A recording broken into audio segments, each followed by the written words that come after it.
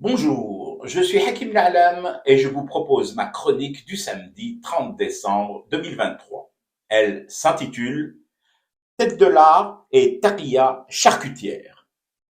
Saluons l'avancée en France de l'enquête sur cette sordide affaire de tête de sanglier accrochée aux portes de deux mosquées. Je dirais même plus, des avancées notables.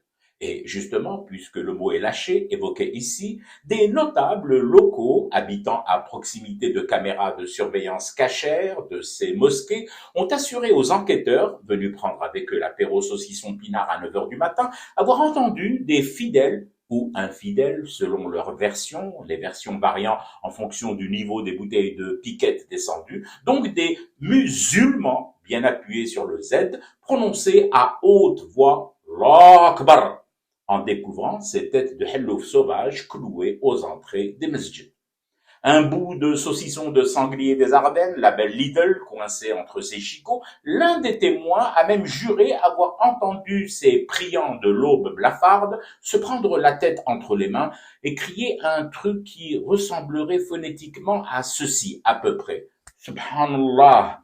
À ce stade des investigations, les enquêteurs ne savent pas s'ils doivent ajouter ou pas, subhanallah, au faisceau des indices linguistiques criminels typiques de la musulmanité de ce genre d'attentats sangliers et sanglants.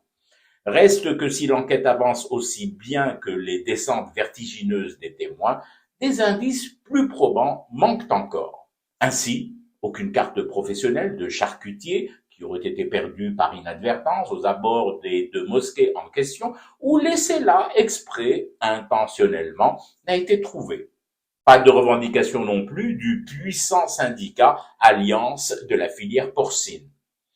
Sans ces éléments capitaux et surtout provinciaux, reste la seule piste probante et sérieuse, un auto-attentat islamiste inscrit en droite ligne dans la technique dite de la taquilla charcutière.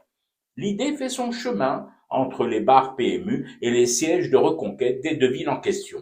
Mais d'ores et déjà, les imams des deux mosquées profanées ont été placés en garde à vue.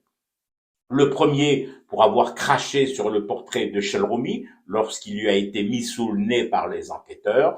Le second parce qu'il a finalement avoué n'avoir jamais organisé de barbecue de marcassin le vendredi après la grande prière. Les deux ont vu la mention tête de l'art portée sur leur dossier remis au juge d'instruction en charge de l'affaire. Reste bien sûr la dimension strictement humaine de cette histoire. Une grande marche blanche est prévue demain, dimanche, dans les deux villes où se sont déroulés ces drames. Des marches blanches à la mémoire des deux sangliers égorgés, sacrifiés, hors période légale de l'Aïd. Je fume du thé et je reste éveillé. Le cauchemar continue.